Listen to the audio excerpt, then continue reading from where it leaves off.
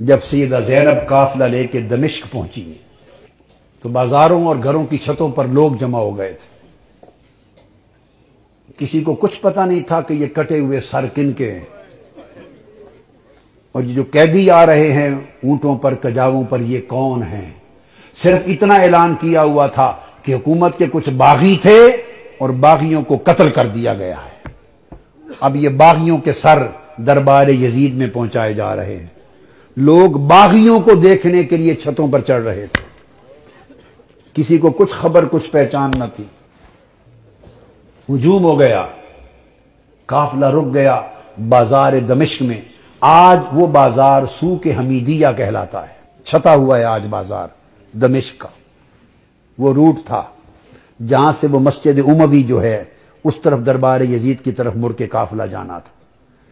بھیڑ ہو گئی، قافلہ رک گیا۔ بھوک تھی، پیاس تھی، پریشان حالی تھی، تو چھتوں پہ جو لوگ چڑھ گئے تھے ان میں ایک خاتون بھی چڑھ گئی تھی، بوڑھی۔ اس خاتون نے دیکھا قیدی ہیں، مسافر ہیں، پریشان حال ہیں۔ اس نے پانی بھیجا، کچھ کھانے کی چیزیں بھیجی، کچھ کپڑے بھیجے، دوپٹے بھیجے، ضرورت کا سامان بھیجا۔ سیدہ زینب نے سارا کچھ دیکھ کر اس خاتون کو بلوایا۔ جب وہ قریب آئی تو فرمایا کہ بی بی تو نے ہمارے ساتھ بڑی نیکی کی ہے، کوفہ سے لے کے دمشق تک کسی نے ہمیں پوچھا تک نہیں، کسی نے ہمارے حال کی خبر نہیں لی۔ تم کون ہو اور ہمیں کیا سمجھ کے ہم سے اتنی بھلائی کی؟ اس نے کہا میں اور تو کچھ نہیں، میں اپنی اوائل چھوٹی عمر میں مدینہ رہتی تھی اور حضرت سیدہ فاطمہ الزہرا کی خادمہ تھی۔ پھر جب ان کا وصال ہو گیا تو مدینہ چھوڑ کے دمشق آ گئی، پھر وہاں نہیں رہی۔ تو تم نے اتنی نیکی کی ہمارے ساتھ کیا سمجھ کے؟ اس نے کہا مجھے اور تو کچھ معلوم نہیں۔ تو جب آخری وقت تھا حضور سیدہ کائنات کا تو میں نے عرض کیا بی بی مجھے کوئی وصیت کر دیں، وصیت کی عمر بھر عمل کروں۔ تو انہوں نے مجھے، جانتی تھی کہ میں دمشق سے ہوں، انہوں نے مجھے وصیت کی تھی، فرمایا تھا بیٹا ایک ہی وصیت ہے، کبھی قیدی نظر آئیں تو ان سے اچھا سلوک کرنا۔ زندگی میں کبھی قیدی نظر آئیں تو ان سے اچھا سلوک کرنا۔ میں نے تو دیکھا ہے قیدی ہیں اور مجھے ان کی وصیت یاد آئی ہے۔ زندگی میں پہلی مرتبہ موقع ملا ہے تو میں نے سیدہ فاطمہ الزہرا کی، اپنی مخدومہ کی، میں نے نصیحت پہ عمل کر کے قیدی جان کے تو یہ سارا کچھ کیا ہے۔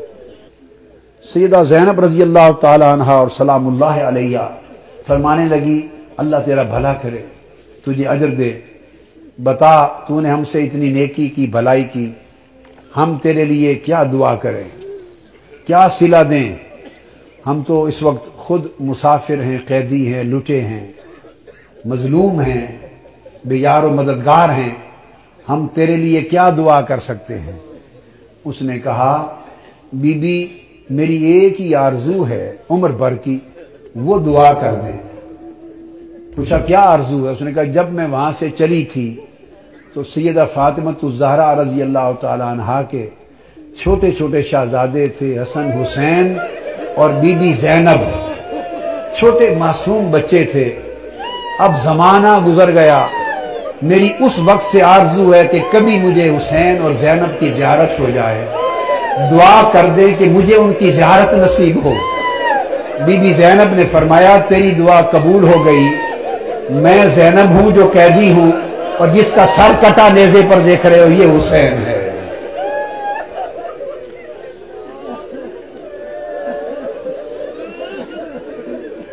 اللہم صلی علی سیدنا و مولانا محمد وعلی آلہ وصحبہ وبارک وسلم۔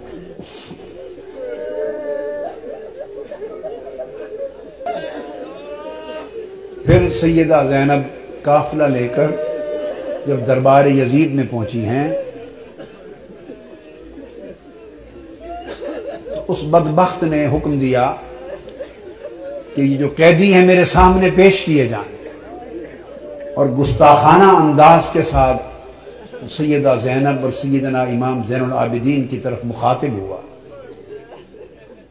آپ کے ساتھ وہ ضعیفہ مائی تھی جو سیدہ کائنات سیدہ فاطمہ الزہرا رضی اللہ تعالی عنہا کی خادمہ تھی، اور جنہوں نے اپنی گود میں حسن حسین اور زینب کو پالا تھا۔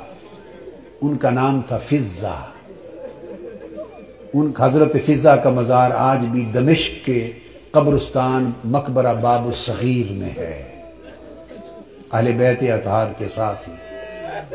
وہ ضعیف تھی، ضعیف، اس وقت بوڑھی بڑھاپے کی وجہ سے جھک گئی تھی، کمر سیدھی نہیں ہوتی تھی۔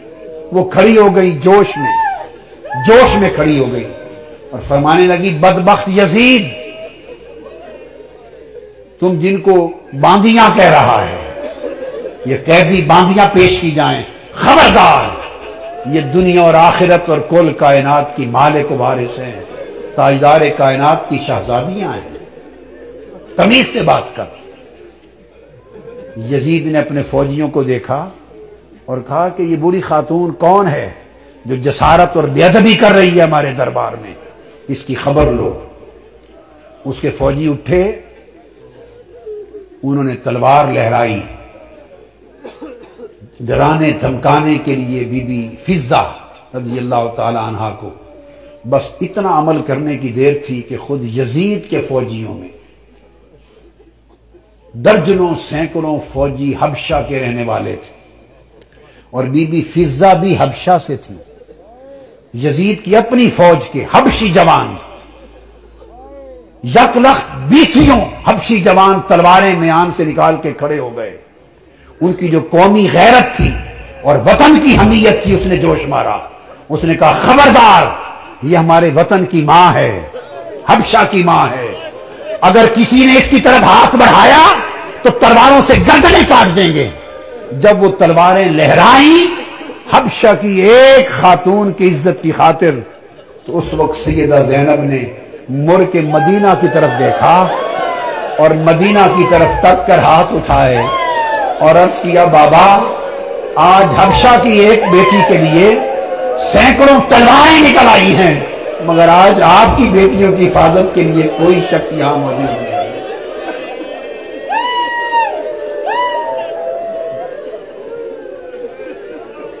اللہم صلی علی سیدنا و مولانا محمد وعلی آلہ وصحبہ وبارک وسلم۔ الصلاة والسلام علیک یا سیدی یا رسول اللہ وعلی آلک و اصحابک و اہل بیتک یا حبیب اللہ وعلی آلک و اہل بیتک و ذریتک یا حبیب اللہ وما علینا الا البلاغ۔